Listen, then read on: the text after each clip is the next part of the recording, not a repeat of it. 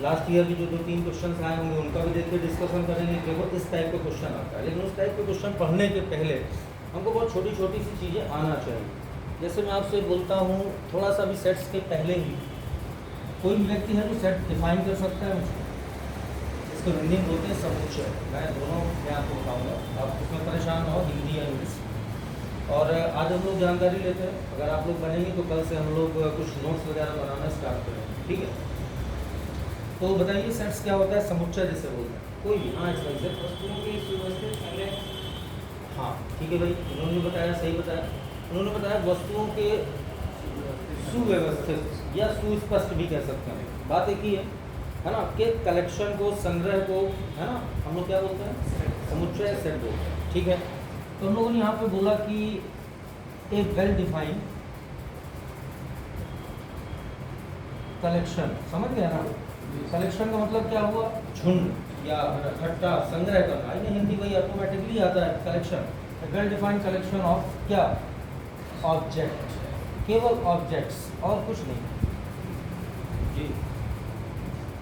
इसकी क्लास बता यूपीएससी उस कॉर्नर से लास्ट में। तो क्या हुआ, a well defined collection of objects. Objects में सब आ गया, ऑब्जेक्ट समझते हैं, ऑब्जेक्ट में सब आ गया। अब जैसे आप यहाँ पर लिख दें ऑब्जेक्ट में समझते हैं ना, बुक्स का कलेक्शन ले लीजिए, है ना, अपने सप्ताह के दिनों का समुच्चय ले लिया जाए, वर्ष के महीनों का समुच्चय ले लिया जाए, ये सब क्या है, collection of well defined. Well defined मतलब सुपरिभाषित, सुस्पष्ट। मीनिंग क्या होता है, जो जैसा कह दी जाए कि साल में महीनों का समुच्चय, ये क्या है, सुपरिभाषित, सुव्यवस्थित और सुस्पष्ट, इसको कोई गलत ठहरा नहीं सकता। बात समझ आ गई। जैसे कह दिया जाए सम संख्याओं का समुच्चय, क्या होगा, है कि नहीं, सम संख्याओं का समुच्चय। क्यों है और क्यों, दो आंसर आ रहे हैं, है भी और नहीं भी, क्यों, नंबर ऑफ इनफिनाइट्स की वजह से, तो वो इनफिनाइट सेट में आ गया, है ना, जहाँ पर हम लोग क्या बोलते हैं, ये सब उसके टाइप्स आते हैं। चलिए ठीक है। क्या सेट्स बनाने की दो फॉर्म्स होती हैं, कोई बताएगा, एक रोस्टर और एक सेट बिल्डर। सही, बिल्कुल करेक्ट है ना भाई, क्यों, समझ रहे हैं बात को। तो रोस्टर और सेट बिल्डर में क्या डिफरेंस होता है, रोस्टर और सेट बिल्डर। रोस्टर में जो एलिमेंट्स होते हैं कॉमा लगाती है, मंडे को यस, जैसे हमको लिखना है ये मंडे ट्यूसडे वेडनेसडे, कॉमा लगा लिख सकते हैं, ठीक।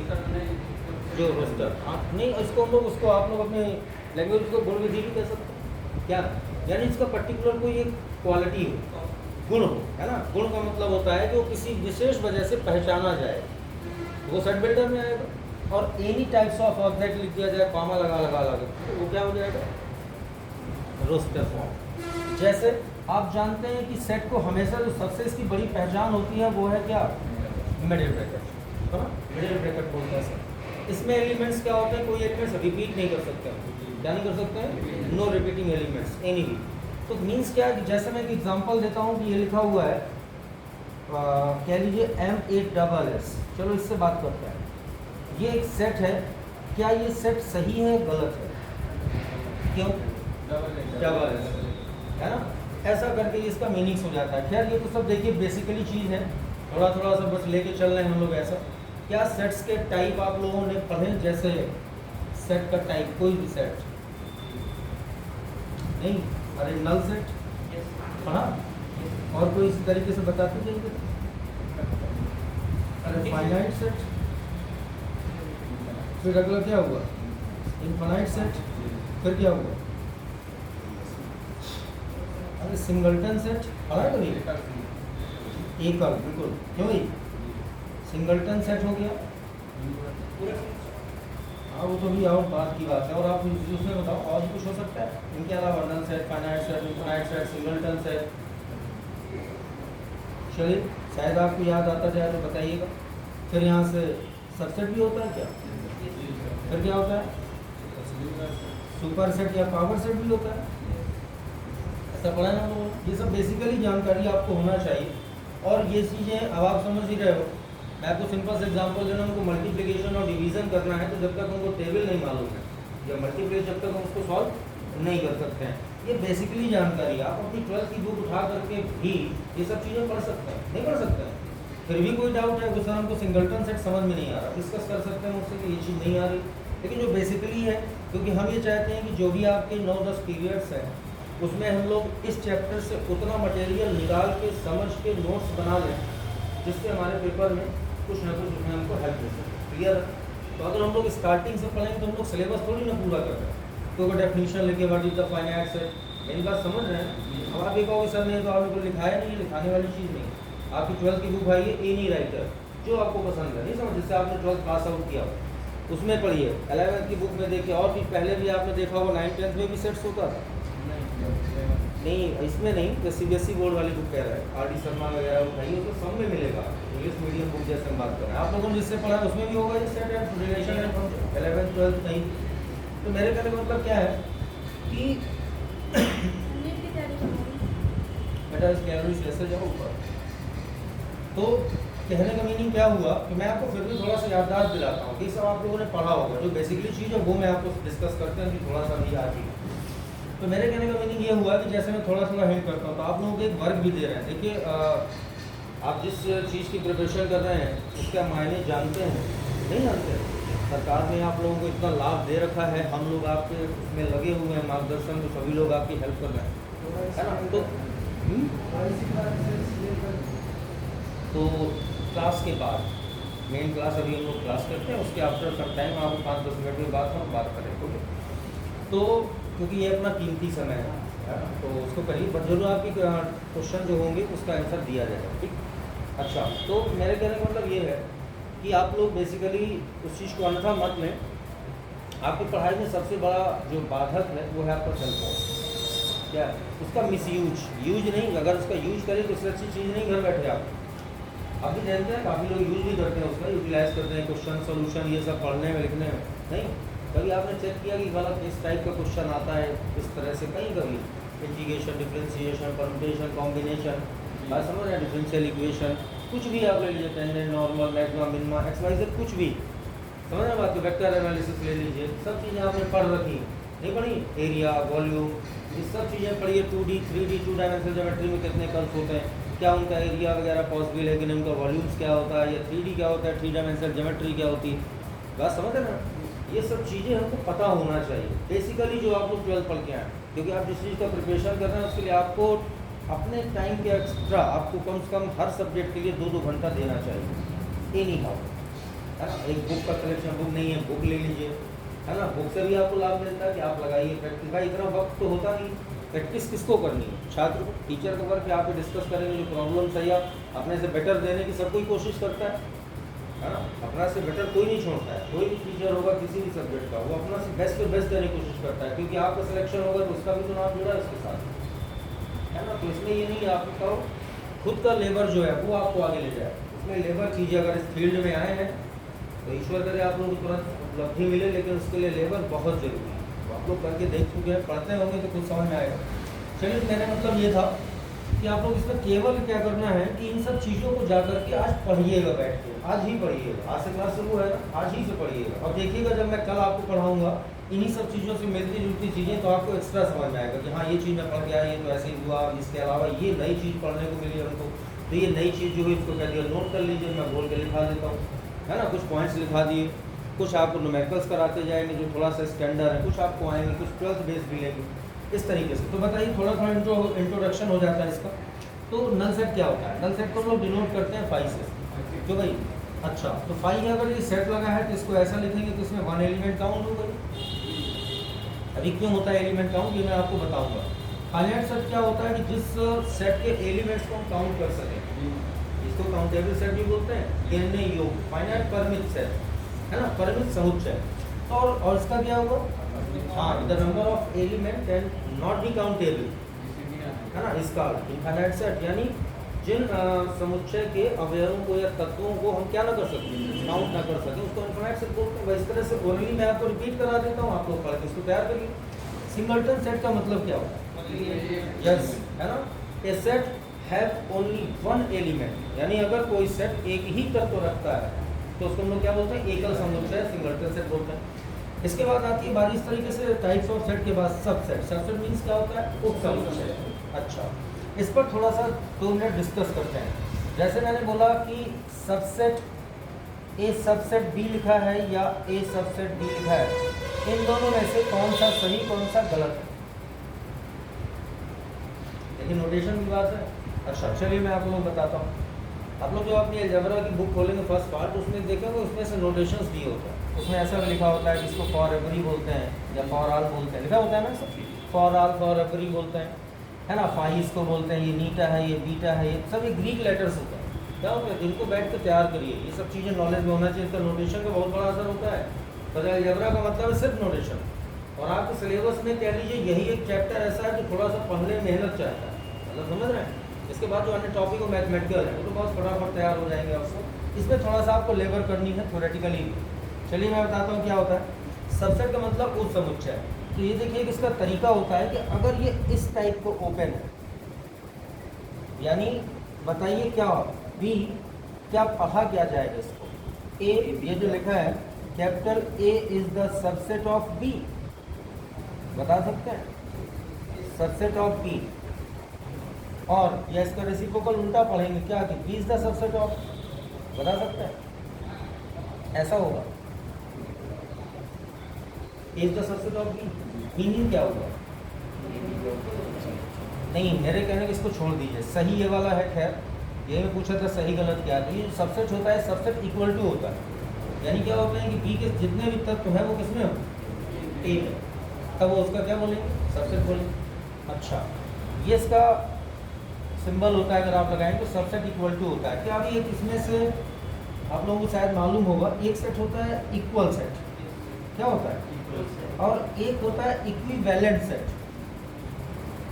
इक्विवेलेंट सेट मीनिंग क्या होगा, इक्वल सेट मतलब समान समुच्चय, क्या बोलेंगे इसको आप, इसमें दोनों एलिमेंट्स सेम, यस, यानी सेम एलिमेंट, क्या कहलाएगा, सेम एलिमेंट। अगर सेम एलिमेंट्स हैं किसमें, in the two sets, definition क्या बनेगी, if capital A and capital B have same number of elements या सेम एलिमेंट्स, इस कॉल्ड क्या, इक्वल सेट। जैसे मैं आपको बताऊं, ए में भी आपके जैसे 2 4 6 8 दे दिया जाए और बी में भी 2 4 6 8 दिया जाए, तो क्या कहलाएंगे, इक्वल। लेकिन ये इक्विवेलेंट सेट क्या होता है, नंबर समान, नंबर सेम। हाँ बिल्कुल सही, नंबर सेम होना चाहिए, नंबर ऑफ एलिमेंट्स। तो इसमें एक वर्ड बढ़ जाता है, नंबर ऑफ क्या, एलिमेंट्स। मतलब ये जरूरी नहीं कि तत्व इक्विवेलेंट एक जैसे दिखाई दे, हाँ संख्या सेम होना चाहिए। क्या होना चाहिए, जैसे ए में कह लीजिए 5 एलिमेंट हैं, तो बी में भी कितने होने चाहिए, बस है वो कह लीजिए इवन नंबर है, ये ऑड नंबर है, उससे कोई मतलब नहीं, लेकिन नंबर ऑफ एलिमेंट क्या होना चाहिए, इक्वल होना चाहिए। यानी 5 एलिमेंट्स आर कॉल्ड क्या, इक्विवेलेंट है, नंबर ऑफ एलिमेंट्स। ये सब चीज़ें देखिए आप लोगों को पता है, एक बार रिवीजन करने की जरूरत है। जैसे देखो मैं नाम लिखता हूँ आपको याद आ जाता है कि ऐसा ऐसा होता है, तो बस यही तो चाहिए कि आप बेस अपना घुस को घर से पढ़ करके रीड करके चलिए, 12th वाला मैटर वो मजबूत होता जाएगा, तो आगे की जो नई चीज़ें मिलेंगी वो समझ में आएगी। ठीक है, चलिए इतनी बात ही हो जाती है। अब बात कर आती है हम लोग कि अगर हम यहाँ पर चाहते हैं कि अगर कोई set capital A equal to मान लीजिए 1 2 3 है, ये 20 बार आपने पढ़ा हो, तो बताइए इसके नंबर, ये सबसेट चाहता है, इसके नंबर ऑफ सबसेट्स कितने होंगे बता सकते हैं, नंबर ऑफ सबसेट्स बता 8 होंगे, सही है। वजह क्या होती है, 2 की पावर क्या, लेकिन अगर मैं इसका नंबर ऑफ सेट्स लिखना चाहूँ तो क्या होगा, मतलब कौन कौन से सेट्स में आएंगे एलिमेंट्स, पहले तो पहले 5 होगा, फिर 1 होगा, इस तरीके से। ठीक है, आप समझ गए बात मेरी, ओके ओके ठीक है। लास्ट में आएगा 1 2 3 थोड़ी, हाँ सही करेक्ट है। लेकिन अब बात ये बताइएगा पावर सेट क्या, व्हाट इज पावर सेट, घात समुच्चय बोलते हैं इसको, और इसको डिनोट करते हैं P फॉर ऐसा, पावर सेट ऑफ किसका, ए। लेकिन यस अगर इसको यस अगर ये जितने भी एलिमेंट्स लिखे हैं इन सब को बना करके इन्हीं का एक क्या बना दिया जाए, सेट। लेकिन किसका सेट, उप समुच्चयों के समुच्चय का जो सेट बनेगा दैट इज कॉल्ड क्या, पावर सेट। बस बोलना नहीं। अच्छा, इसके बाद एक बात आती है, पावर सेट के बाद अगर हम लोग इसमें से डिस्कशन करें मैं एक आपको फॉर्मूले की हिंट करता हूँ, कोई बताया कि किसका फॉर्मूला होता है?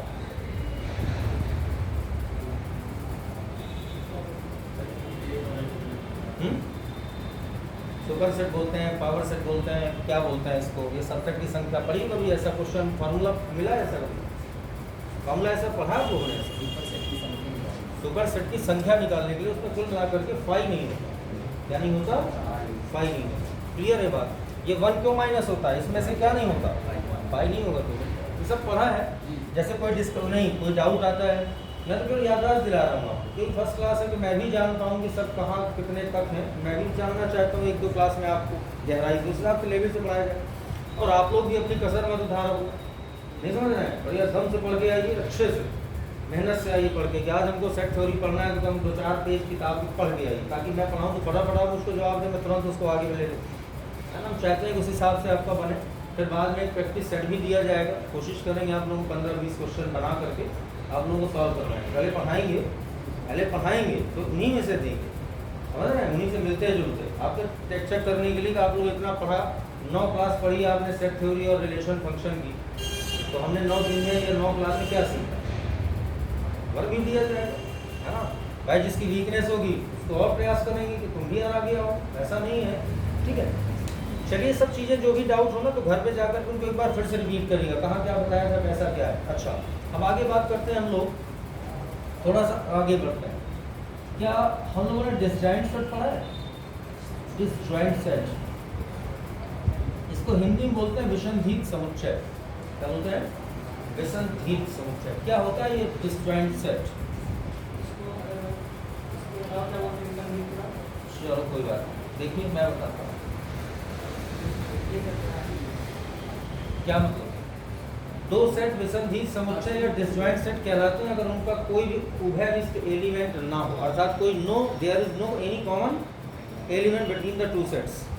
There is no any common element between the 2 sets. अगर 2 सेट्स के बीच में there is no common element, then that set is called क्या? Disjoint set. क्लियर है इतनी बात? नेक्स्ट चीज आती है, आपने पढ़ा होगा यूनिवर्सल। क्यों भाई?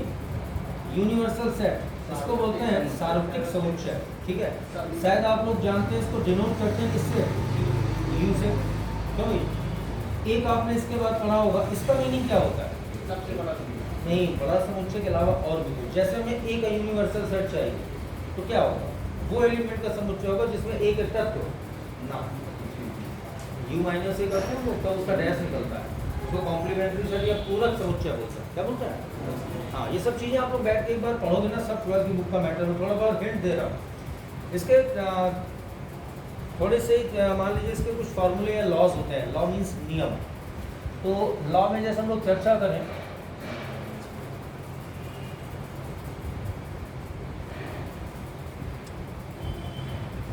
मीन्स क्या हुआ? Law of algebra of sets माने समुच्चयों के बीजगणित के नियम। हिंदी क्या हो? समुच्चयों के बीजगणित के नियम। जैसे आपने पढ़ रखा है, मैं आपको एक बोलता हूँ, इसको बोलते हैं आइडेम्पोटेंट लॉ। क्या बोलते हैं हम लोग? Idempotent law. इसको हिंदी में बोलते हैं वर्गसम नियम। क्या बोलते हैं ऐसा? तो मेरे कहने का मतलब ये ना कि जब आप घर से पढ़ोगे तो हिंदी इंग्लिश में लिखा होता है बुक में, थोड़ा सा उसकी इंग्लिश भी जानिए। आपका स्टेटस बढ़ रहा है धीरे धीरे तो आपको इंग्लिश में बुक्स मिलेंगी ज़्यादातर। तो भाई आप ये जानते हैं एपी वगैरह मोस्टली इंग्लिश में अच्छी बुक्स होती है, तो उसका मीनिंग नहीं निकाल पाएंगे तो क्या कर सकते हैं? तो उनको बैठ कर, इसलिए कहता हूँ कि बेसिकली घर में 2-2.5 घंटा पढ़िए जो टॉपिक चल रहा है। मैंने लिखा है आइडेम्पोटेंट लॉ, आपको पता होना चाहिए इसी को वर्गसम लॉ बोलते हैं। तब मुझे भी लगे कि नहीं यार पढ़ता है घर से, क्योंकि मैंने उसकी इंग्लिश लिखी, इसने मुझको हिंदी बताया कि सर इसी को बोलते हैं। मुझको भी लगा कि नहीं ये तो लेबर कर रहा है ऐसा। चलिए ठीक है, कोई बताएगा क्या लॉ का इस मीनिंग का मतलब होता है? जैसे एक कॉम्प्लीमेंट्री है उसका और भी कॉम्प्लीमेंट्री निकाले वो एक बराबर है। ऐसा कुछ, ऐसा। अच्छा, ये तो कॉम्प्लीमेंट ऑफ कॉम्प्लीमेंट हुआ। Complement of A complement of set is A, है ना? चलिए पहले मैं लॉ की बात करता हूँ, फिर इनके एग्जांपल्स ले लेंगे हम लोग। इसके बाद आइडेंटिटी, क्यों पढ़ा है? आइडेंटिटी हो गई, हाँ तत्समक। आइडेंटिटी के बाद अगर हम लोग देखते हैं, हाँ और क्या, ये बहुत सारा इतना मैटर मिलेगा उसमें से पढ़ने के लिए। आप ये मान लीजिए, देखिए आइडेंटिटी ला, आइडेंटिटी ला, और इसके बाद जैसे मैं आप लोगों ने पढ़ा है स्टार्टिंग में सेट थ्योरी में कभी पढ़ाया जाता है, मैं आपको हिंदी में बताता हूँ। Closure property, associative, commutative, identity of inverse, है ना, ग्रुप थ्योरी में ये चीज़ पढ़ाई जाती है। तो उन्हीं में से जैसे एक मैंने ले लिया कम्यूटेटिव ला, पता है ना, क्रम-विन्मेय बोलते हैं इसको, क्या बोलते हैं, कम्यूटेटिव ला।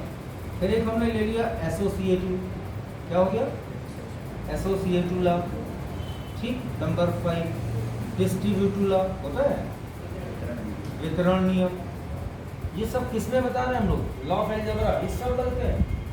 जैसे ABC 3 सेट ले लिए जाए तो सब लगेंगे, घर में बैठ के इनको देखो जो मैं बता रहा हूँ, सब पढ़े हैं, मैं भी हिंट कर दूंगा आपको। जैसे सपोज दैट आपको कम्यूटेटिव ला पढ़ना है, तुरंत याद आना चाहिए कि A union B equal to क्या होता है, B यूनियन, और A intersection B equal to क्या होगा, B इंटरसेक्शन। देखिए आपको आता सब है, इसलिए मैं हिंट दे रहा हूँ। सीधे आप उनके नाम जानिए कि सर ने आज ये बोला तो मैं जाके देखूँ जरा इसमें क्या मैटर होता है। तो भाई एसोसिएटिव इस तरह को साइशर नियम बोलते हैं, इसको वितरण नियम बोलते हैं। अच्छा, इनसे याद आया, मैं एक चीज़ आपसे पूछना चाहता था, A माइनस B कितना होता है, what is A minus B? दो सेट दिए, A के एलिमेंट्स है आपका, B के एलिमेंट्स है, पूछता है A माइनस B क्या होगा। देखो मैं लिखता हूँ क्या, दिस इज करेक्ट और नॉट, कैसे, नहीं मालूम, सही है फॉर्मूला ये। अगर मैं B माइनस A लिखता तो यहाँ पे क्या होता, यस। ये सब जब घर पे बैठ के पढ़ोगे तब मिलेगा। अब मान लीजिए आपने 12th में नहीं भी पढ़ाया गया, तो अब जैसे आप ये सब पढ़ के आएंगे तो ये सब जैसे नया लग रहा है, मैं पढ़ाऊँ जो तुमने तक का पढ़ा हुआ, देखो उसके अलावा ये भी होते हैं, तो ये भी होता है, ये सब मेरे द्वारा हो गया, तो आप लोग भी कुछ हेल्प करें। चलिए, तो डिस्ट्रीब्यूटिव लॉ वगैरह सब हो गया। इसके बाद देखिए कुछ, हाँ सबसे मेन तो वही है। तो आइडेंटिटी लॉ हो गया। आइडेंटिटी का मीनिंग जानते हो मैं क्या बता रहा हूँ, आइडेंटिटी मतलब ऐसे, जैसे A यूनियन 5, बताओ जरा, A होगा, और A इंटरसेक्शन 5, A यूनियन, कह लीजिए यूनिवर्सल सेट, U होगा ना भाई, अरे यूनिवर्सल सेट। और एक बार सम्मिलन, सम्मिलन मतलब क्या होता है, यूनियन, यूनियन में संघ मिला देना, ऐसा होता ना सम्मिलन। लेकिन अगर यहीं पर मैं देता A इंटरसेक्शन यूनिवर्सल, ये आता यूनिवर्सल में A और उसका कॉमन एलिमेंट ये आएगा। ये जितने भी रूल्स हुए ये सब क्या कहलाता है, आइडेंटिटी में आता है। ये मीनिंग हुआ इसका, तो ये आइडेंटिटी एलिमेंट्स हो गए। इसी तरह की जब लॉ पढ़ेंगे ना तो आप सब लॉ आप लोगों को मालूम है किसमें क्या कैसा होता है, किसमें कितना कैसा करना है। डिस्ट्रीब्यूटिव लॉ के बाद जो सबसे इम्पोर्टेंट है वो क्या है, डी मॉर्गन लॉ। ये सबसे महत्वपूर्ण लॉ है आपका, कहेगा अलजेब्रा। क्या होता है डी मॉर्गन लॉ, कोई बताएगा, जैसे मैं लिखता हूँ फिर आप लोग बताइएगा कि ये फार्मूला गलत लिखा है मैंने या सही लिखा है। चेक कीजिए जरा, सही लिखा हुआ है, फिर से देखिए जरा, करेक्ट है गलत है, डी मॉर्गन लॉ।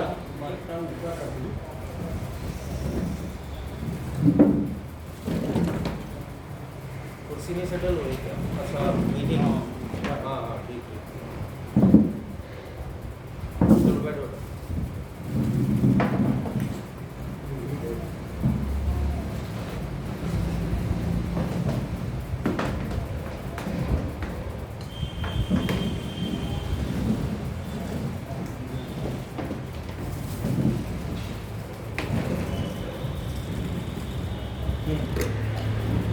चलिए, तो क्या मीनिंग हो, डी मॉर्गन लॉ से आप परिचित हैं।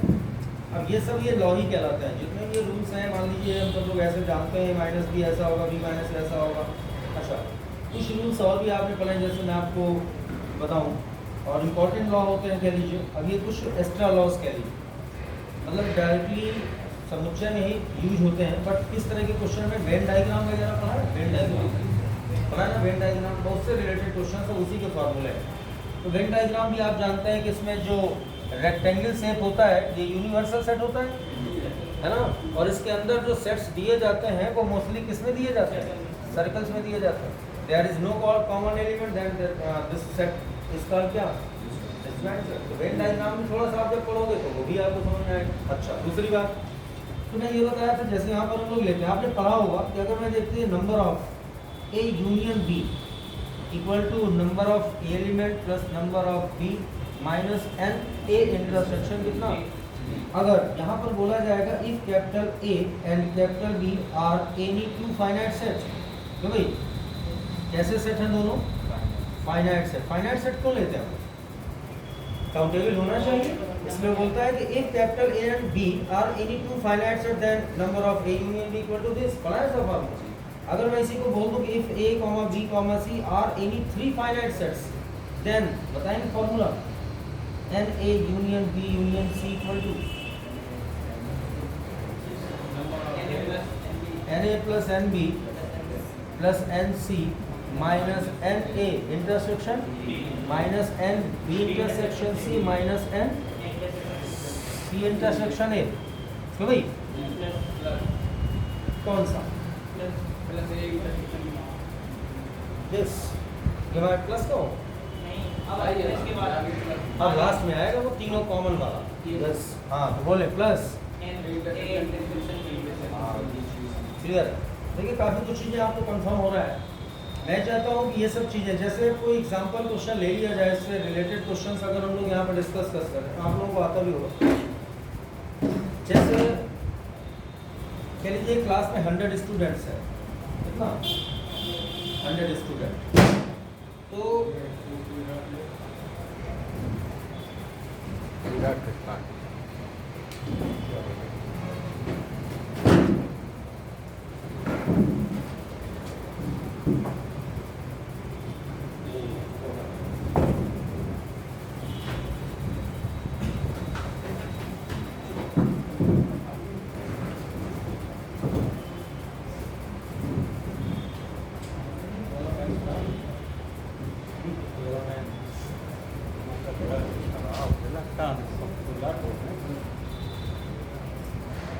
चलिए बताइए जरा नंबर ऑफ स्टूडेंट कितना है।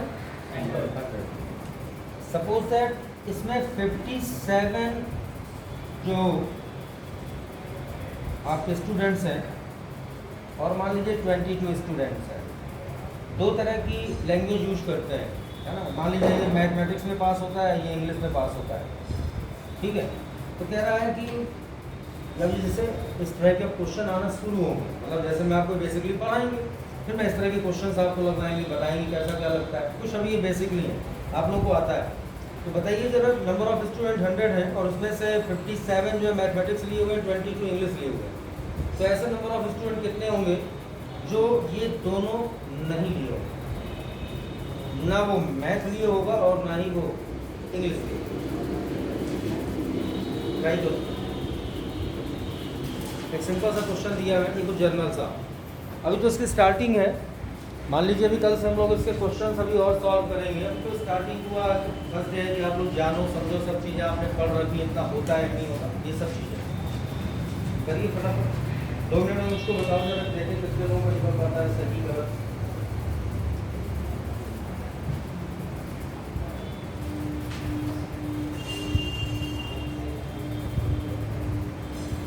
फास्ट है ना, टाइम नहीं होता है एग्जाम में, बहुत फास्ट करना होता है आपको।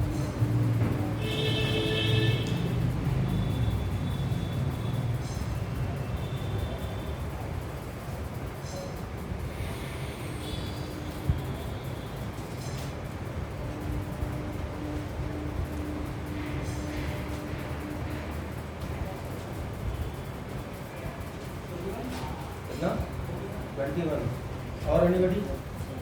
इन्होंने आंसर दिया 21 होगा आंसर। अभी मैं आपको कल से ऑप्शन भी दूंगा, तब ये एक एग्जांपल के तौर पे हम लोग डिस्कस कर रहे हैं। कोई और लगा पा रहा है कैसे? चलिए मैं थोड़ा सा हेल्प करता हूँ, शायद आप लोग इसको प्रयास कर सकें लगाने। 21 आ रहा है, चलो मैं भी लगाऊँ, देखते हैं जरा 21 आता है कि। तो सबसे बड़ी चीज़ है, चलिए ये हो गया नंबर ऑफ ए कर सकते हैं इसको एन, और ये नंबर ऑफ क्या हो गया एन बी, ऐसे शॉर्ट में लेके चलते हैं। तो एन ए की वैल्यू हो गई 57 और प्लस एन बी की वैल्यू कितनी हो गई 22 minus N A intersection B. क्या ये मालूम है हमको? नहीं। कॉमन एक कहाँ मालूम है हमको? टोटल नंबर ऑफ स्टूडेंट मालूम कितना, तो ये कितना है 100। कितना आएगा, इसको माइनस कर दूँ अगर ऐड करके मैं, बता सकते हैं 79। तो आंसर यहाँ कितना आएगा 21 माइनस पे, सही है या भी गलत है? गलत है कुछ, क्यों ऐसे मान लिया जाता है? वो तो कह रहा है total number of student in A class is 100। तो बोल रहा है एक कक्षा में 100 छात्र हैं, जिनमें से 57 मैथमेटिक्स में पास है और 22 इंग्लिश में पास है। तो ऐसे कितने स्टूडेंट्स होंगे जो दोनों में पास नहीं? होने वाली बात है तो वो निकल आता, लेकिन कह रहा दोनों पास नहीं है। तो आपको करना क्या था मालूम? ये दोनों में नहीं है मतलब क्या हुआ, टोटल नंबर ऑफ स्टूडेंट कितना है 100 है ना। ये क्या नंबर निकलेगा, ये जो दोनों में पास है, कॉमन हुआ ना, ए और बी कॉमन हुआ, मैथ और इंग्लिश का कॉमन जो नंबर ऑफ स्टूडेंट्स हुआ वो कितना हुआ 21। अब हमें कौन सी चाहिए, तो क्या करें, क्या 100 में 21 माइनस कर देना चाहिए, क्या कर देना चाहिए, और क्या कितना आएंगे, कितना 79। ये आंसर सही है। बस हम थोड़ा सा अंतर है, बस ये ध्यान देना होता है सेट थ्योरी में कि कहाँ क्या कैसा पूछता है। एग्जाम में आपसे उसको फार्मूला डिस्कशन नहीं चाहिए, उसको ट्रिक्स चाहिए। जितना जल्दी आप पास लगा लो उसका गलत ऐसा कर दो जैसा। चलिए तो ऐसा मैंने एक क्वेश्चन ले लिया था आपको जानबूझ कर, इस तरह के क्वेश्चन और बताएंगे। अब ये सब चीज़ें जैसे मैंने आपको दी हैं, तो अभी सब चीज़ें आप लोग बैठ के घर में देखो, एक बार डिस्कस करो कैसा क्या है, वेन डायग्राम थोड़ा सा पढ़िए, उससे ही क्वेश्चन बहुत जल्दी लग जाता है। अभी तो मैंने सिंपल सा क्वेश्चन लिया था, अगर सोचो अगर मैं 3 सेट दे देता हिंदी, इंग्लिश और मैथमेटिक्स, तो आपको ये फॉर्मूला अप्लाई करना पड़ता। सोचिए किसका कौन सा नंबर होगा, क्या कितना कंफ्यूजन होता है। पर इतना लॉन्ग क्वेश्चन की ज़रूरत नहीं है, उनको जैसा ट्रिकी क्वेश्चन चाहिए, शॉर्ट ट्रिक पे आंसर होना चाहिए, बस इतनी सी बात है। एक क्वेश्चन और देखिए देता हूँ मैं आपको भी, बताएंगे शायद आपको।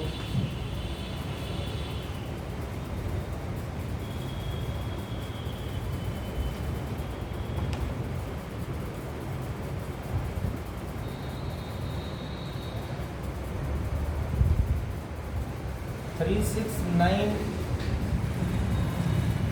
12 15 एंड बी इक्वल टू जैसे मैंने ले लिया 6 12 15 24 और 30। अब यहीं से हम लोग डिस्कस करें कि ए और बी इतना दिया हुआ है। सबसे पहले चीज़ जैसे 2 एलिमेंट्स दिए हुए हैं, मैं आपसे पूछता हूँ कि how many number of elements in A minus B, A minus B में कितने एलिमेंट्स होंगे और कौन से होंगे, बता सकते हैं? क्या करेंगे, बताया था मैं आपको भी formula, A minus A intersection B. पहले तो ए और बी का इंटरसेक्शन देखो है क्या कुछ,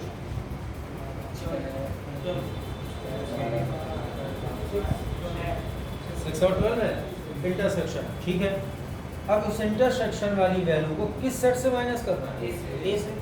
तो ए से आपने 6 और 12 क्या किया, माइनस कर दिया, क्या बचा, यस 3 9 और क्या, यस आई भी समझ में आ। तो जब आपको बेसिकली हाँ बी वाले को उससे हटा देंगे जितने वही बच जाएंगे, तो ए में हो जाए वही हो जाएंगे, वही होता ही है। ए माइनस बी का मीन्स होता है ए से वो एलिमेंट हटा दीजिए दोनों में जो क्या हो कॉमन, हाँ intersection is common element, common element इससे माइनस कर दी जाएगा, सॉल्व हो जाएगा। क्लियर है किसी बात। दूसरी चीज़ करते हैं, अगर जस्ट इसका अपोजिट बोलता हो कि what is the number of elements या क्या क्या एलिमेंट्स होंगे इसमें इन द टर्म्स ऑफ क्या बी माइनस ए, बता सकते हो? तो बी माइनस ए में कितने एलिमेंट्स, ये फॉर्मूला के और क्या, बी में अब भी वही माइनस करना है क्या, 6 एंड 12, हाँ क्या बनेगा इसमें से 18 24 एंड 30, बिल्कुल सही हो गया। तो जब हमको ये पता होगा कि हमको ऐसे ऐसे करना, लेकिन बताइए इसमें लॉजिक क्या लगा, आप वैसे सोच रहे हैं कि किसमें क्या कर, लेकिन अगर ये छोटी छोटी सी फॉर्मूले हिंट्स जो इनके लॉज होते हैं, अगर ये हमको पता है, अगर हमने को लिख करके प्रैक्टिस कर रखा है इसी तरीके से, तो हर क्वेश्चन इस तरह से बहुत सिंपली लगता है, यही तरीका होगा। ये छोटी छोटी चीज़ें, अब जैसे मैं ए और बी का इस क्वेश्चन का ले लूँ, वैल्यू किससे निकालेंगे हम लोग, इनके इंटरसेक्शन से ले लीजिए, डैश कॉम्प्लीमेंट निकाल दीजिए, सॉल्व हो जाएगा। मोस्टली क्या होता है ना कि इनके रिलेशंस आते हैं, 4 रिलेशंस आ गए, उन्होंने से बोला कि which statement is not true. मतलब जैसे 4 रिलेशंस आए, सपोज दैट जैसे मैंने एक कम्यूटेटिव लॉ लिख दिया, डिमॉर्गन लॉ लिख दिया, एक ये वाला फॉर्मूला लिखा, एक मिस और एक क्या किया हमने, इनकरेक्ट लिख दिया। उसमें से 3 फॉर्मूले करेक्ट हैं। तो हमने क्या बोला कि उसमें से एक इनकरेक्ट होगा, तो जब ऑब्जेक्टिव आएगा तो उसमें आपको सिर्फ ये करना है कि which formula is not correct, नहीं, या which statement is not correct. आपको 3 करेक्ट में से एक इनकरेक्ट स्टेटमेंट को उसमें से देखना होगा।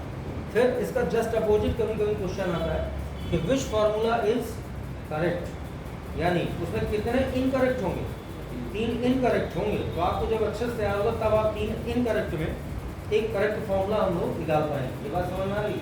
जैसे फॉर एग्जांपल मैं आपको एक सिंपल सी बात बोलूँ कि काफ़ी जितने भी ऑब्जेक्टिव होते हैं ना, पढ़ने वाले के लिए 2 ऑब्जेक्टिव बिल्कुल टोटली मिस्टेक होता है। वो दिखते हैं ये 2 तो बिल्कुल गलत है, बात समझ रहे हैं, लेकिन 2 में ही डाउट होता है मोस्टली, क्योंकि वो मिलता जुलता है। जैसे आप फटाफट हल कर रहे हैं, एक 1 आ गया और एक क्या दे दिया, -1 आ गया। अब एक 0 दे रहा है, कह रहा है कि इसमें से 3 आ रहा है। अब आपने सिंप्लीफाई किया, डाउट इसी में आ गया कि आंसर 1 आ रहा है, तब वो एक बार आप चेक करने के जरूर मन करेगा किस बात का, यार कहीं -1 तो नहीं आ रहा, हुआ डाउट, तो डबल टाइम ले गया। तो क्यों ना हम पहले से ही जब उसको लगाएं तो हम हर एक लाइन को उसी वक्त रिपीट मार देगा। ऐसे लिखा, एक बार निगाह डालो कि क्या मैंने सही लिखा, ताकि आपको क्वेश्चन लगाने के बाद जिस डाउट का सामना करना है उसमें डबल टाइम हमारा वेस्ट ना हो। बात समझे? उसको लगाने का इतना वक्त भी नहीं होता, तो उस हिसाब से आप उसको मैनेज कीजिए। लेकिन हाँ, जब आप कैलकुलेशन किए तो आपको पता लगा ना तो 0 आएगा किसी दशा में और ना ही 3 हो सकता है। तो 2 आंसर तो बिल्कुल सॉलिड पता लग गया कि तो पॉसिबल ही नहीं है, केवल पॉसिबल इन दोनों में से एक जैसे डाउट हो गया ऐसा। जैसे आप लोगों ने ट्रिग्नोमेट्री सेक्शन में यहाँ पे पढ़ा, मैं बोलूँ कि cos 135 की वैल्यू क्या होती है, या cos 120 डिग्री क्या होता है।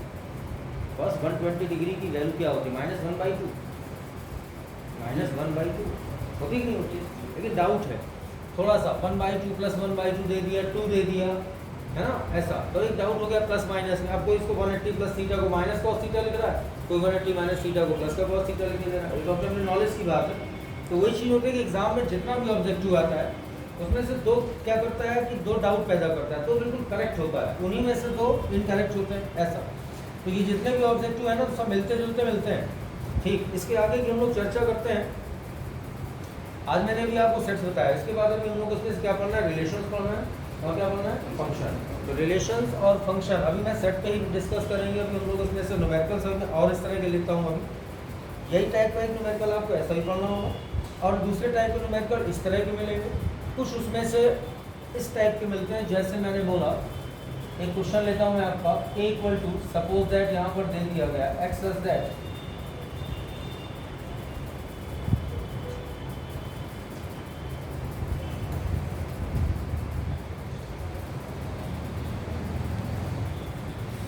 जैसे ये सेट दिए, क्या डिफाइन करता है कि a और b, ये पता है किस टाइप का क्वेश्चन में दे रहा हूँ। देखिए तरह से ये दे दिया मैंने,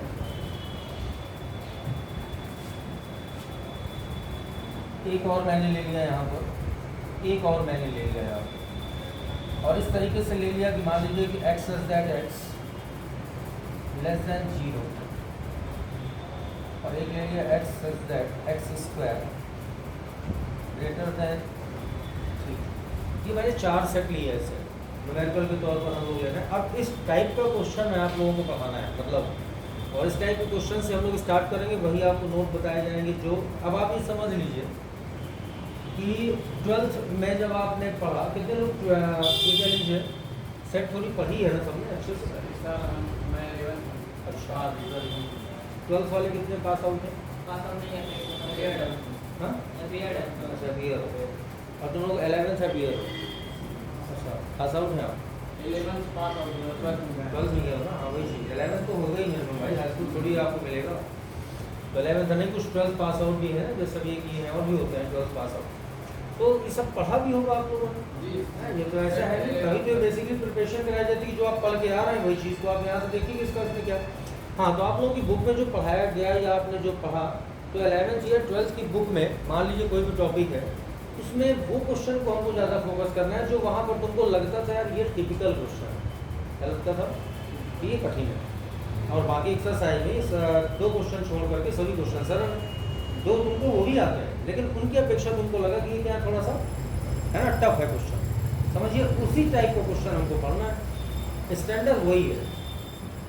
समझा नहीं मेरी बात? जो तुमको वहाँ पर थोड़ा सा कठिन लगता था, लेंथी लगता था, यार ये ऐसा ऐसा क्वेश्चन है, वही हमारी यहाँ पर शुरुआत है, समझ रहे हैं? इसलिए जब उन 2 कठिन क्वेश्चन को लगाना है तो आप भी जानते हैं उसके पहले हमको 7 क्वेश्चन ऐसे लगाने होंगे जो उसको हमारा बेस मजबूत कर सके। वो सरल आएगा तब कठिन आएगा। डायरेक्ट मैं क्वेश्चन ऐसा दे दूँगा तो ऐसे क्वेश्चन समझ ही में नहीं आएगा क्या बोल रहा है, नहीं समझ आती होगा कि बिल्कुल समझे में नहीं आ रहा क्या चल रहा है। वैसे भी सेट थ्योरी बहुत कम लोगों को समझ में भी आती है, गलत तो नहीं कह रहे आप लोग, इतना पढ़ा पढ़ाने वाले भी मतलब जैसे होता है वैसे निपटा देते हैं, फटाफट इतना आता है 2 नंबर का आता है, इतना पढ़ लीजिए, इतने पर्याप्त हो जाता नहीं, उसको डीपली पढ़ा होता तो आज और अच्छे से होगा। खैर प्रयास करेंगे हम आपका। यहाँ पर मैं इसको चेंज करता हूँ जरा, देखिएगा जैसे यहाँ पर ये एक्स है, व्हाट इज एक्स, यहाँ पर बताया गया सिंपल से ले लेते हैं कि एक्स क्या है, एक प्राइम नंबर है। क्या है भाई? एक प्राइम नंबर है, ठीक। यहाँ पर मैंने क्या ले लिया कि एक्स एक इवन नंबर है। यहाँ पर जैसे ले लिया मैंने एक ऑड नंबर है, यहाँ पर मैंने लिया एक रियल नंबर है। ऐसे करके हमने जानते हैं नंबर्स के बारे में, prime number, even number, odd number, real number, integers, ये सब आपको पढ़ना पड़ेगा, ये आना चाहिए। हमको क्या लगता है कि आप लोग 11th पास हो तो इतना जानते होंगे। अगर हम बेसिकली पढ़ाना शुरू करेंगे कि भाई देखो इतनी चीज़ें में आएंगे तो फिर 9 क्लास के 90 दिन की क्लास भी पूरी नहीं हो पा रही। अभी आपको बहुत कुछ पढ़ना है, तो फोकस आप कीजिए। हमारा काम होता है आपको गाइड करना, आपकी चीज़ों के डाउट्स क्लियर करना, ऐसा करना। इतना वक्त भी नहीं मिलता है कि 9 क्लास का मतलब जानते बहुत कुछ नहीं होता है। 9 क्लास समझते हैं 3 चीज़ें, सेट, रिलेशन एंड क्या। अगर हम 3 क्लास भी दें तो ख़त्म हो जाना चाहिए। अब उसमें आपको कितना आना कितना नहीं ये चीज़ होनी चाहिए। तो कोशिश कीजिए कि इससे 1 या 2 क्वेश्चन आता है तो हमारा मिस्टेक ना हो, बहुत सिंपल होता है। चलिए, जितने भी नंबर्स हैं, prime number, even number, odd number, real number, जितना भी नंबर्स है, सभी नंबर्स की अगर हम डिस्कस कर रहे हैं यहाँ पर तो क्या होता है, जैसे प्राइम नंबर क्या होता है, अभाज्य संख्या क्या होती है, जैसे जो किसी से विभाजित ना, that is called prime number. Even और ऑड का आप नंबर जानते ही हैं कैसा है। इवन ऑड नंबर में क्या होता है, वो इवन और सम और विषम, जैसे 2 से डिवीजन हो जाएगा तो इवन, 2 से डिवीजन ना होगा तो ऑड। अच्छा, क्या बताए कोई रियल नंबर्स क्या होता है? रियल नंबर्स मीन्स होता है वास्तविक संख्या। तो भाई इसके पहले अगर हम लोग डिस्कस करें यहाँ पर रियल नंबर के पहले, क्या आप लोगों ने पढ़ी है रेशनल नंबर और इरेशनल नंबर? रेशनल नंबर का मतलब परिमेय संख्या है, तो what is the rational number? हाँ, है ना, number which can be expressed in the form of p upon q, एक ऐसा संख्या जिसको हम रिप्रेजेंट कर सके in the terms of p upon q, है ना। बट उसमें एक कंडीशन होती है, जस्ट वो बोला q does not equal to 0, q को कभी 0 नहीं होना चाहिए। अच्छा, हो सकता है अभी आपको इसमें से बहुत सारी चीज़ें मिलेंगी। अब जैसे आप यहाँ पर q does not equal to 0 की चर्चा हुई हमारी, है ना। तो सबसे बेसिक चीज़ आती है कि जैसे q does not equal to 0 का डिस्कशन हुआ, मैं इसमें आपको डिस्कस करता हूँ, ये आपको मिलेगा भी और आपने शायद पढ़ा या नहीं पढ़ा उससे हमको कोई प्रॉब्लम नहीं। क्या जैसे हम लोग सबसे पहले पढ़ते हैं L, एक आता है ना, आप वेलकम कर लीजिए।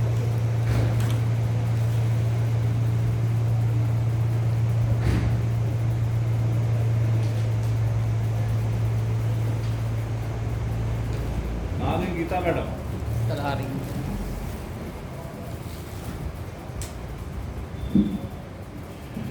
बैठे बच्चों, बैठे आप लोग।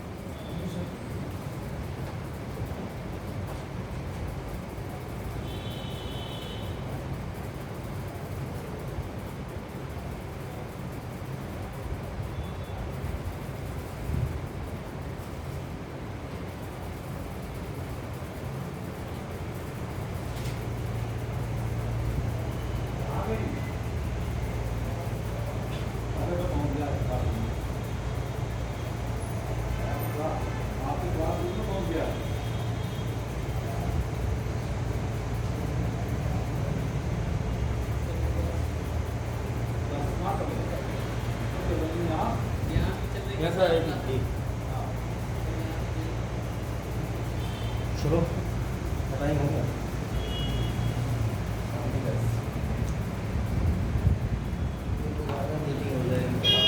चलो खैर देखते हैं, थोड़ा सा मेहनत करता हूँ। फटाफट मैं डिस्कस कर रहा था आप लोगों से, अपनी बात को वो बताता हूँ। क्या हम लोगों ने पढ़ा भी यहाँ पर मैंने आपसे पूछा what is the rational number, यानी क्या होता है रेशनल, आपने बताया कि number which can be express in the form of P upon Q is called, Hindi में बोलते हैं कि जिन संख्याओं को पी बटे क्यू के रूप में व्यक्त कर सकते हैं उनको हम लोग क्या बोलते हैं, परिमेय संख्या। अच्छा, तो परिमेय संख्या से याद आया कि आपने बोला कि पी अपॉन क्यू के फॉर्म में अगर एक्सप्रेस कर सके तो वो रेशनल नंबर होगा, बट इसमें एक शर्त होती थी कि Q does not equal to क्या, क्यू जीरो नहीं होना चाहिए। अगर ये जीरो होता तो क्या होता, इनफाइनाइट होता। लेकिन अगर ये जीरो अपॉन जीरो होता तो क्या होता, ना, ये चीज़ है।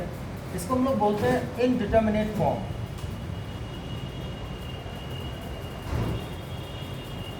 इनडिटर्मिनेट क्या फॉर्म, इनडिटर्मिनेट फॉर्म का मतलब होता है अपरिभाषित रूप। अपरिभाषित मतलब क्या हुआ, जिसको हम परिभाषित ना कर सकें। बहुत सी ऐसी फॉर्म होती है जिसमें आपको करेक्शन डाउट होता है, जैसे for example infinite into infinite, zero into infinite, समझ रहे हैं, 0/0 तो मैं आपको बना ही रहा हूँ, इनफाइनाइट माइनस इनफाइनाइट, इनफाइनाइट की पावर इनफाइनाइट, 1 की पावर इनफाइनाइट, 0 की power infinite, these number are called, सब क्या, जितनी फॉर्म्स हैं सब इनडिटर्मिनेट फॉर्म, क्योंकि कोई भी फॉर्म यहाँ पर डिफाइन नहीं की जा सकती।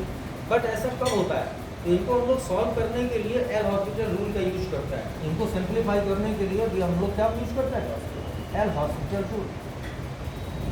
अब ये क्या होता है एल हॉस्पिटल रूल, तो आप लोगों ने 12th या 11th में डिफरेंशिएशन पढ़ा हो। डिफरेंशिएशन मतलब ऑपरेटर, तो उसमें से क्या होता है कि लिमिट्स के क्वेश्चन की अगर बात करें, मैं एक एग्जांपल देता हूँ आप लोगों को, क्योंकि वो इस पर बात आ गई कि Q does not equal to zero की बात हो रही थी, तो जीरो पर मैं इतनी देर तुमको बता रहा हूँ, कहीं एक जीरो से घबराओ नहीं, इस तरह की फॉर्म भी बहुत सारी हैं, तो आनी चाहिए, है ना। तो कहने का मीनिंग यहाँ से ये हुआ, सबसे पहले चीज़ ये समझिए कि Q does not equal to zero indeterminate forms क्या होता है एल हॉस्पिटल रूल में। एक एग्जांपल देता हूँ आपको सिंपल सा, और पढ़ा होगा आपने कि जैसे limit X tends to zero, और ये लिखा है साइन एक्स अपॉन एक्स, कितनी वैल्यू, आपने बोला ना एक, हम मान लिए एक, ठीक है ना। क्या करते थे आप, इसको प्रूव भी किए होंगे, प्रूव करने के लिए आपने साइन के यहाँ पे एक्सटेंशन खोल दिया, साइन का एक्सटेंशन खोलने के बाद आपने क्या किया, उससे एक्स कॉमन ले लिया, है ना। तो एक्स कॉमन ले लिया, तो कॉमन लेने के बाद क्या हुआ, एक्स कैंसिल आउट हो गया, और बाकी उसमें आपने लिमिट अप्लाई कर दी, तो सब क्या हो गया, जीरो। लेकिन मैं ये कह रहा हूँ आप डायरेक्टली लिमिट अप्लाई करिए ना, यही तो बात है। 12th में आपको पढ़ाया गया, तो आप जैसा मैंने बोला वैसे तो पढ़ा कि साइन एक्स का एक्सटेंशन खोल दीजिए सर, एक्स क्या ले लें, कॉमन ले लें, एक्स कैंसिल कर दें, बाद में लिमिट लगा दें, बना जाए एक्सपेंशन। समझते हैं साइन एक्स का प्रसार, x minus x two upon 3 plus x power 5 upon 5, क्या फैक्टोरियल होता है नीचे, हाँ। यानी आपने इसको इस तरीके से डिफाइन किया कि x minus x cube upon factorial 3 plus x power 5 upon factorial 5 minus dot dot, इससे आपने x क्या लिया होगा, कॉमन, कॉमन लेंगे जैसे, तो ये x और यहाँ से जब x कॉमन कैंसिल होगा तो यहाँ पर एक पावर लेस हो जाएगी ऐसे। अब आपने इसमें क्या अप्लाई कर दी, तो वो बना दिया। मैं उसकी बात नहीं कर रहा, ये तो आपने 12th में पढ़ा, लेकिन क्या कभी आपने अपने टीचर से पढ़ते समय ये डिस्कस किया कि अगर मैं सर डायरेक्ट लिमिट अप्लाई करूँ तो क्या सॉल्व होगा, तो डायरेक्ट क्यों नहीं बताया जाता, इसी वजह से, क्योंकि इस फॉर्म से सॉल्व किया इनडिटरमिनेट फॉर्म, जैसे मैं डायरेक्ट अप्लाई करता हूँ, रखो देना क्या आएगा, वो तो एक रास्ता बना लिया आपने। क्या रास्ता बनाया, इसी तरह से कह लीजिए हमने उसमें से एक, हाँ, अपनी व्यवस्था बनाई, किसी तरीके उसको सिंप्लीफाई करके अपना जस्टिफाई करने के लिए कि हमारा रिजल्ट सही है, हमने अपना कह लीजिए काम चलाने के लिए काम किया। लेकिन नहीं, क्या मतलब हुआ कि अगर मैं डायरेक्टली लिमिट अप्लाई करता, सपोज दैट अगर कह दिया जाता, जब आपको पढ़ाया जाता है कि सर ये एक्सपेंशन ना खोलें या इस तरीके से ना करें, क्या इसमें डायरेक्टली लिमिट लगाने को बोल रहा है, लगाए तो क्यों नहीं लगा सकते, तो क्या बोलना चाहिए कि वो फॉर्म ऐसी बन जाती है, इस कारण से नहीं लगाया जाता।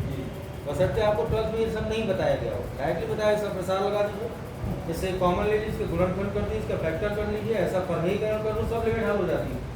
लेकिन जब मैं आपको ऐसा कोई क्वेश्चन दे दूंगा तब आप लोग उसको सिंप्लीफाई कर ही नहीं पाएंगे। जैसे एक, अब क्योंकि अब डिफरेंशियल का मैटर नहीं है, अरे अभी आएगा ना आगे, तब डिस्कस करेंगे इस बारे में, इंटीग्रेशन 2D 3D दुनिया भर का जितना आपको नॉलेज है मैं सब बताऊँगा। लेकिन बस कि बेस आपका मजबूत हो गया ना, तो जो भी बुक में भी क्वेश्चन है वो आपको, जो देखिए बुक में हिंट भी होता है, सोल्यूशन भी होता है, ये छिपाने वाली बात नहीं है, सब आप भी जानते हैं, हम भी जानते हैं, समझ रहे हैं। तो हम चाहें तो उसको रट के नहीं पढ़ सकते, आप वरना रट के पढ़ाया जा सकता, समझते हैं ना। आप ही रटें, कितना दिन रख लेंगे, इतनी मोटी किताब रट सकते हैं, नहीं ना, तो समझना ही मस्त होता है।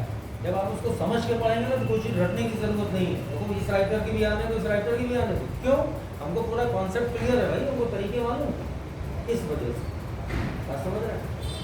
तो देखिए तो मैं अपनी तरफ से आपको बताता हूँ क्या करते थे इसमें हम लोग कि जैसे अब आ गया डायरेक्टली आ गया, कभी इसी को बता दें तो बाद में फिर डिटेल में फिर कभी पढ़ाऊंगा मैं।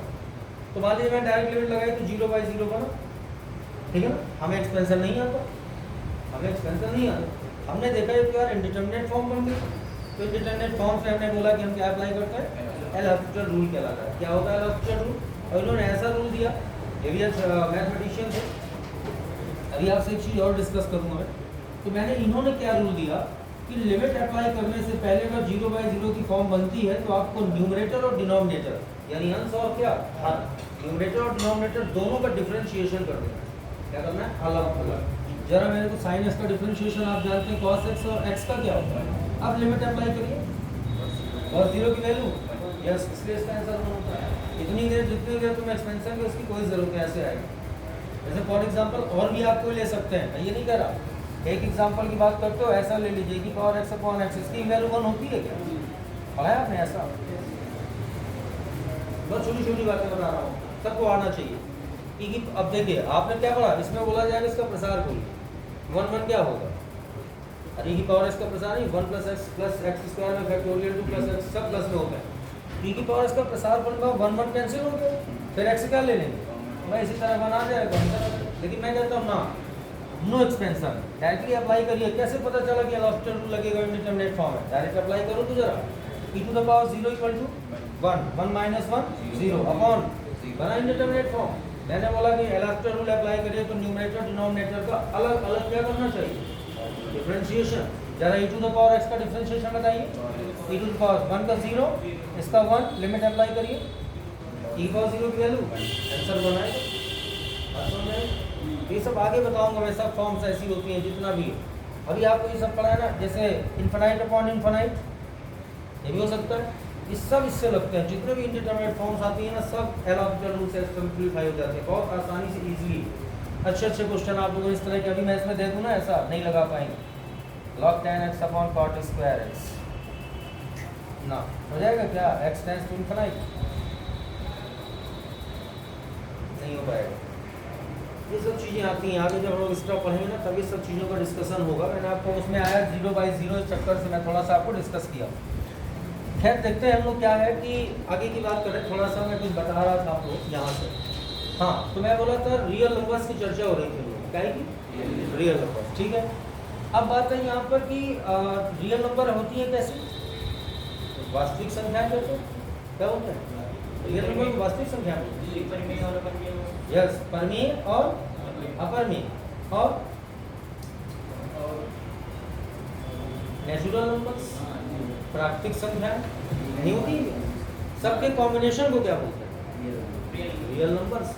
वास्तविक संख्याओं का मतलब होता है, अब मेरा एक आपसे क्वेश्चन, क्या वास्तविक संख्याओं के सेट में 0 होता है? इंटीजर्स पढ़े, पूर्णांक, धन पूर्णांक और ऋण पूर्णांक, i प्लस और i माइनस नोटेशन होता है उसका, इंटीजर i प्लस और क्या i माइनस, दोनों को कंबाइन कर दीजिए तो the set of integer z पूर्णांक। क्यों पूर्णांक में 2 पार्ट हुए, positive integer and negative integer. तो कहने का मतलब दिस इज क्या, सेट ऑफ इंटीजर्स, z को बोलते हैं। एक आपने होल नंबर पढ़ा होगा, पूर्ण संख्या, यस वो आंसर सही है, जिसमें 0 होगा दैट इज कॉल्ड क्या, होल नंबर्स। ठीक है, ये सब नंबर्स के बारे में आपको पता होना चाहिए। तो जब ये सब नंबर्स आ गए तो हम लोग क्या देखे, ABCD जैसे मैंने लिया तो इसमें बोलता है कि x क्या है, प्राइम नंबर है। प्राइम नंबर मीन्स वो अभाज्य संख्या है। अभाज्य संख्या क्या होती है, 2 3 सबसे जो भी होता है अभाज्य, यस जो भी होता है 3 भी होता है। बोलिए मैं इसमें से x की कह रहा कोई भी प्राइम नंबर रख दीजिए, कह रहा उसकी वैल्यू 9 आना चाहिए। क्या ये स्टेटमेंट ट्रू है और फॉल्स है? अरे प्राइम नंबर तो आपने बोला ना 2 भी होता है, 3 तो 2 तो ठीक है, 9 = 9 नहीं हो रहा है, 3 होता है क्या? कह रहा ऐसी कोई प्राइम नंबर रखें जिसका स्क्वायर करने से 9 आता है, स्टेटमेंट ट्रू और फॉल्स। ठीक है, दूसरा जिक्र कीजिए, x कह रहा इवन होना चाहिए, लेकिन जो होना चाहिए वो 4 से कम होना चाहिए। होता है कोई ऐसा इवन जो 4 से लेस हो, 2 होता है ना? ये भी सही दिख रहा है एक तरीके से। इस पर डिस्कस करते हैं। कह रहा है यहाँ पे x ऑड नंबर है जो 0 से छोटा होता है। ऑड तो 1 होता है, पॉजिटिव 1 3 5 ऐसा होता है ना, बीच में माइनस थोड़ी ले लेंगे, माइनस इंटीजर हो जाएगा। तो ये तो सही नहीं दिखा भी, फिलहाल मान लेते हैं थोड़ी देर के लिए। ऐसा बोलता है x is a real number, तो रियल में तो हो ही गया। कैसा रियल नंबर लेना है, उसका स्क्वायर करें वो 3 से क्या है तो आ सकता है, 2 ही ले लिया, 2 का वर्ग कर दिया, 3 से ग्रेटर आ गया। ऐसे क्वेश्चन आना चाहिए, वो सब एक बताएगा where x is this x is this x is. अब बताओ मैंने क्वेश्चन क्या बोला, विच स्टेटमेंट इज करेक्ट, और क्या बोला which statement is not correct. बताइए इसका answer. Which statement is not correct, answer कौन सा, सी नॉट करेक्ट, बाकी वो तीनों करेक्ट। ऐसा अब मैं क्या करता, इसमें आपको 3 करेक्ट और 1 इनकरेक्ट दिया था मैं। अब मैं क्या करता, 3 में आपको इनकरेक्ट देता और 1 क्या देते हम लोग करेक्ट देते, तो भी आपको ऐसे डिस्कस करके चेक करना पड़ता। पता चला देखा ये भी मिस्टेक है, ये भी मिस्टेक है, एक ही सही दिख रहा है, तो वो करेक्ट हो गया हमारा।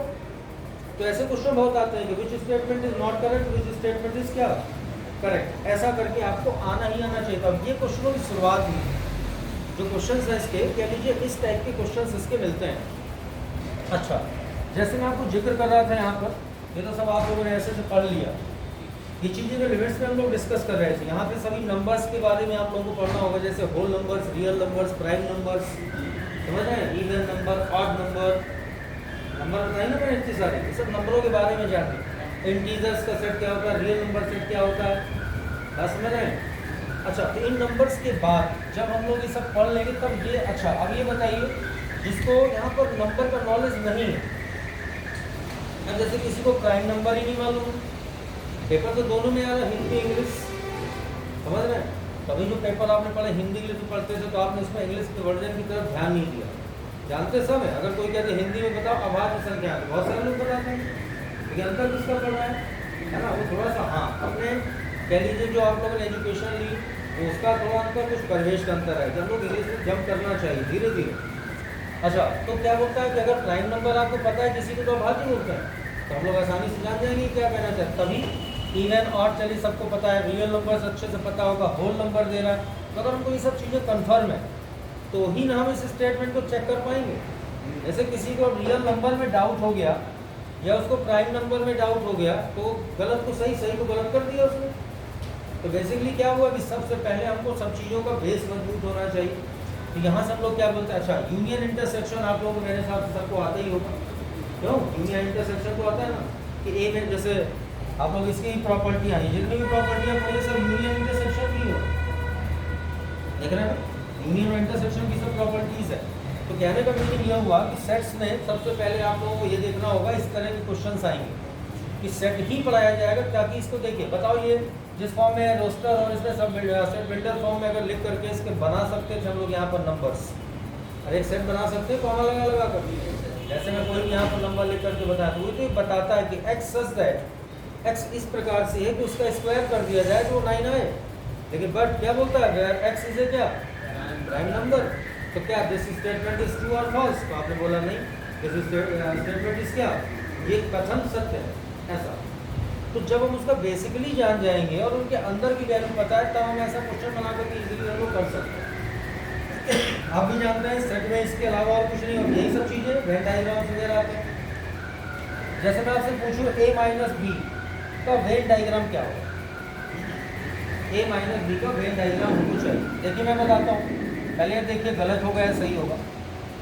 ये रेक्टेंगल सेट यूनिवर्सल सेट होता है, a आपका एक सिंगलटन सेट मान लीजिए, और माइनस बी कैसे बताएंगे, जैसे मैं यूनियन पूछता तो आप 2 मिनट में उसको बता देते हो, क्यों भाई ये ए है और ये बी है, दोनों का यूनियन पूरा पार्ट हो जाता है साइंटिफिक। लेकिन अगर ए इंटरसेक्शन बी पूछता तो आप एक कॉमन वाला पार्ट कह देते, कौन वाला कॉमन पार्ट। तो मैंने क्या पूछ लिया, मैं तो आपसे अलग, यही तो मैं कह रहा हूँ कि जो आपको आता है वो बस मुझे पूछना है आपसे कि आपको आता है कि नहीं, लेकिन जिसमें आपको डाउट है वो मुझे बताना है। अब वो टाइम पास करने की जरूरत है कि मैं ए यूनियन बी बनाऊँ, और बनाओ डायग्राम, ये वाला पार्ट ए वाला पार्ट होगा। चलिए इसका भी डिस्कस करता हूँ मैं कि सही होगा कि नहीं होगा, ऐसा है ना। तो मेरा कहने का मतलब ये है कि हमसे क्यों ना मतलब की चीज़ें आप पाएँ जो आपको बहुत ज़रूरी है। ये सब चीज़ें तो आप भी पढ़ सकते हैं, कर सकते हैं। जैसे अब मैं टाइम पास करूँ कि बनाओ ये यूनियन डी का डायग्राम बनाओ, तो नोट करो इसको, नहीं समझ रहे हैं क्या मतलब निकलता है उसका? वो तो आपको पास सब किताब में लिखा पढ़ा हुआ है आपने, बेसिकली आपको मालूम है। तो जो चीज़ डाउट है, जैसे मैंने आपको इनडिटरमिनेट फॉर्म बताई, ये सब चीज़ ऐसी है जो आपको जानकारी नहीं, ऐसी चीज़ों का नोट बनाइए, लिखा दूंगा मैं पूरी चीज़ें कैसे क्या करते हैं, 2-4 एग्जाम्पल टिप्पल लगवाए मैंने, तो वो चीज़ काम आएगी। बशर्ते ये आपको आता है, ये अपना तुमको आना चाहिए। वो अलग मैटर है, हम लोग कुछ नया पढ़ेंगे, नई चीज़ों को ट्रिक पढ़ेंगे। जिस चीज़ को हमको लगाने में एग्जाम में 4 मिनट लग रहा है, उस चीज़ को हमने 1 मिनट में लगा दिया। इसको मालूम तो बताओ, ये ओरल नहीं कर सकता वैसे, डिफरेंशिएशन पास हो जाएगा, इसका मतलब वैल्यू रखेंगे cos 0 बनाएंगे, खत्म, ऐसा हो ऐसा। तो ट्रिकी चाहिए हमको जितना मैथमेटिक्स है। चलिए, तो a माइनस बी की चर्चा हो रही थी। a माइनस बी का अगर हमको रिजल्ट मालूम है तो क्या होता है, a minus A intersection B. ध्यान से सुनिएगा, a minus A intersection B, तो a ये हो गया, a में मुझको क्या हटाना है, क्या माइनस करना है, a इंटरसेक्शन b। तो आखिरकार a इंटरसेक्शन b था कौन सा, ये था इंटरसेक्शन b। ये जो पार्ट है कॉमन सा, दिस इज कॉल्ड क्या, इंटरसेक्शन b। अब वो क्या कहता है कि a से a इंटरसेक्शन b को हटा दीजिए, तो हमारे पास जो पार्ट बचेगा, क्या वो ये डॉटेड पार्ट होगा, करेक्ट है आंसर? तो अगर मैं इसको लिखना चाहूं तो मैं कह सकता हूं कि दिस इज कॉल्ड क्या, क्लियर है? कुछ ऐसा पढ़ा होगा बेटा। b माइनस ए करता मैं, तो बताओ उधर वाला पार्ट में डॉट डॉट डॉट हो जाता, क्यों? b में ये कॉमन पार्ट निकाल देते हम, नहीं निकाल देते? तो b में वो कॉमन पार्ट निकालते तो जो बचता हुआ हमारा उधर का पार्ट हो जाता, ऐसा। इसके बाद जैसे यूनिवर्सल सेट की बात करता है वो, देखिए ये कार्डबोर्ड है, एक लकड़ी का बोर्ड, प्लाई बोर्ड, कुछ भी ले सकते हैं आप। ये यू शेप में है, वो रेक्टेंगल शेप में है, आयताकार। अब इस यू शेप से मैंने बोला कि इफ ए, वो जो ए है, एक ऐसा सेट है जो इवन नंबर्स का सेट है, किसका, इवन नंबर का सेट है। तो मुझको चाहिए ए डैश, तो क्या होगा, यूनिवर्सल सेट से इवन नंबर को क्या कर दिया जाए, हटा दिया जाए। पहले एक यूनिवर्सल सेट है, मान लीजिए मैंने आपको बोला कि 1 से लेकर के 20 तक का जो सेट है, दिस इज यूनिवर्सल सेट। समझिएगा मेरी बात, 1 से लेकर 20 तक कौन सा सेट है, यूनिवर्सल। मैंने बोला एंड ए कह दिया कि x such that x is even numbers, और x क्या है, इवन नंबर का सेट है, लेकिन किसके किसके बीच, तो जो भी x के बीच में इवन नंबर्स आते हैं वो किसमें हो जाएंगे, ए में। अब मैंने पूछा इसका कॉम्प्लीमेंट क्या होगा, ए डैश, तो क्या करें, 1 से 20 के बीच में इवन हटा दो तो ऑड बच जाएगा। अरे क्या बच जाएगा, ऑड। हो सकता है A dash is the set of the odd numbers, ऐसा। तो ये चीज यूनिवर्सल सेट है, आप लोग इतना जानते हैं डैश। लेकिन मैं अगर इसको वेन डायग्राम में रिप्रेजेंट करना चाहूँ तो कैसे करते, इसी को बताओ। ये यू है और ये एक ए सेट है, ये कौन सा सेट है, ए। इस ए में सभी क्या है, कौन से नंबर है, इवन। कौन सा नंबर है, तो जो बाहर बचे होंगे वो सब कौन से नंबर होंगे, ऑड, ऐसे। बट कहाँ तक के सभी नंबर्स, 20 तक, अंडर 20 जितने भी नंबर्स है वो इसके बाहर, और इसके सर्कल के अंदर जो हुआ ए सेट, तो ए सेट में सभी क्या लिख दिए, इवन। अब वो कह रहा है कि इस यूनिवर्सल सेट से ये ए को माइनस कर दिया जाए, क्यों, क्योंकि आपने फॉर्मूला पढ़ रखा है कि A dash equal to U minus क्या होता है, पढ़ा है ऐसा, ए डैश इक्वल टू कितना, यू माइनस, तो यू में ए माइनस करना है, तो यू तो पूरा यूनिवर्सल सेट हो गया, उसमें हमने ए को क्या कर दिया, माइनस कर दिया, माने ये गोला निकल आया तो वो कार्ड खोखला हो गया, एक तरीके से कह लीजिए गोला गायब हो गया। तो जो इसके अलावा एलिमेंट्स बचेंगे या जो सेट बचेगा वो प्लेस क्या हो जाएगा, ए डैश, वो ऑड नंबर्स ही होंगे। तो ये सब इसका वेन डायग्राम का और इसका मीनिंग था पूरा। अब देखिए इसमें से कुछ क्या बोलते हैं, ये पानी दीजिएगा जरा पीने वाला। अच्छा, बुक्स का वगैरह, बुक वगैरह तो भी आप नहीं है कोई आप। अच्छा, आप एक ये चीज़ ये भी जानते हैं कि मैथमेटिक्स है बिना प्रैक्टिस सेट के तो काम चलना नहीं है ना। तो उसकी दो चीज़ें हैं, कोशिश मैं करूँगा कि आप लोगों का जो ग्रुप बना हुआ है ना, उसमें समझ करके हम लोग जो है PDF बना लेंगे। PDF बना करके आप लोगों को मैं प्रोवाइड कराता जाऊँगा, ठीक है। कुछ चीज़ यहाँ पर भी टाइम बचाएंगे पढ़ने के लिए, जितना मतलब की चीज़ है वो लिखा दिया जाएगा। तो उस आधार पर आप लोग क्या कीजिएगा कि जितना हम उसमें क्वेश्चन सीट देंगे, जैसे आप लोग भाई ये होता है ना कि सभी लोग कह लीजिए फर्स्ट टाइम प्रिपरेशन कर रहे हैं, है ना, जब उसका एक्साइटमेंट आएगा, थोड़ा सा इंटरेस्ट आएगा, तो फिर आप खुद बुक्स का कलेक्शन करने लगते हैं धीरे धीरे, तो वो अलग बात होगी, बाद में हम लोग कर सकते हैं। लेकिन अभी जैसे क्वेश्चन सीट देना मैं आपको बता दूंगा, जैसे कि क्वेश्चनों को करके लाइए, आप घर से करके लाइए, प्रैक्टिस सेट तो देना ही पड़ेगा। तो जैसे सेट थ्योरी की आज बात हुई, तो थोड़ा बहुत मैंने आप लोगों में सेट के डायग्राम और सेट का वेन डायग्राम से लेकर के स्टार्टिंग से थोड़ा थोड़ा हर चीज़ का डिस्कस किया हम लोगों ने। 10 मिनट के लिए यूपीएससी वाले रूम में मैडम